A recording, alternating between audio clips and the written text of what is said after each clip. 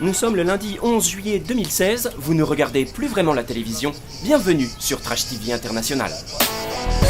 Dans le rackplay marioscopique du jour, nous avons rendez-vous avec Bérengère Ventusseau de la compagnie 3630 à propos du spectacle L'Institut Benjamin Tart. Bérengère, bonjour. Vous avez une formation de comédienne, Bérengère, mais au final, vous vous retrouvez metteuse en scène et vous montez des spectacles avec de la marionnette. Ouais. Bérengère, qu'est-ce qui s'est passé? J'ai commencé par faire des études de comédienne et puis j'ai découvert la marionnette un petit peu plus tard à Paris 3 avec un marionnettiste que tu connais sûrement qui me permet de te tutoyer, Raoul. Je n'y arriverai pas, Bérengère, mais vous pouvez me tutoyer. Je comprends. Et qui s'appelle François Lazaro, qui faisait un atelier de pratique artistique et ça a été une sorte de révélation pour moi. Et donc j'ai décidé de faire des projets avec des marionnettes en montant des textes, plutôt des textes d'auteurs contemporains au départ. Le projet, c'est de monter des textes de théâtre avec des marionnettes et des acteurs. Plutôt peut-être des auteurs modernes que contemporains. Je pense notamment à Maïterlinck que vous avez monté avec les aveugles. Ouais, ou en ce moment Robert Walser, l'auteur Robert Walser, effectivement. Benjamin Tart, qui lui est mort en 1956. Bon, par exemple, le texte de Walser aborde des thématiques un peu plus modernes, le rapport esclave, maître, le rapport au sexe, tout ce qui tourne autour de l'amour des hommes envers les hommes, par exemple. Par exemple, c'est une partie de cet Institut Benjamin Tart. C'est un amour que je vois plus, moi, d'une manière spirituelle que charnelle. Je pense que ça fait partie, comme tous les grands auteurs, il me semble, qui touchent à une forme d'atemporalité. C'est pas un contexte précis qui est dénoncé, c'est plus une réflexion sur la condition humaine, d'une manière plus générale. La bouche doit être cassée. Les oreilles ouvertes et attentives, regardant fixement la porte. Il y a parfois plus de vie cachée dans une simple action que dans une question. Un autre auteur contemporain, c'est le grand auteur allemand Heiner Müller, que vous avez aussi monté.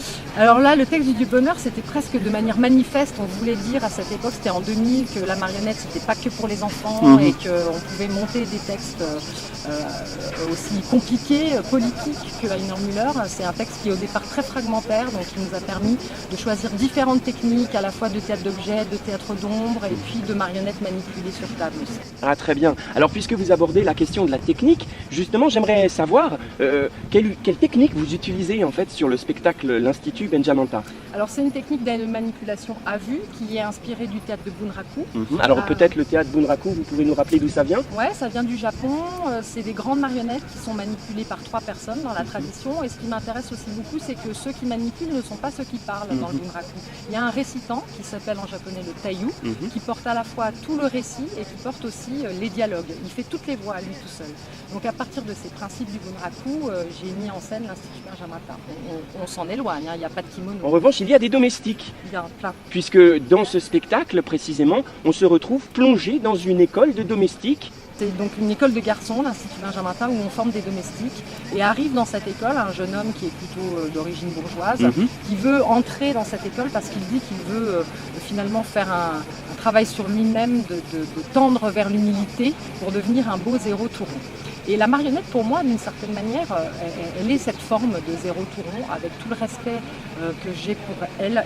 Oui, j'aimerais bien que vous expliquiez un peu là, parce que je n'ai pas l'impression de me sentir comme un gros zéro tout rond, mais plutôt comme une grosse boule de poil, moi, en ce qui me concerne. Mais en fait, elle est à la fois rien, parce que si on la lâche, elle n'existe plus, et elle est à la fois tout, parce que dès qu'on la touche, elle est immense, elle est plus grande que l'homme. Alors justement, sur votre spectacle, elle ne se retrouve pas toute seule sur scène, la marionnette.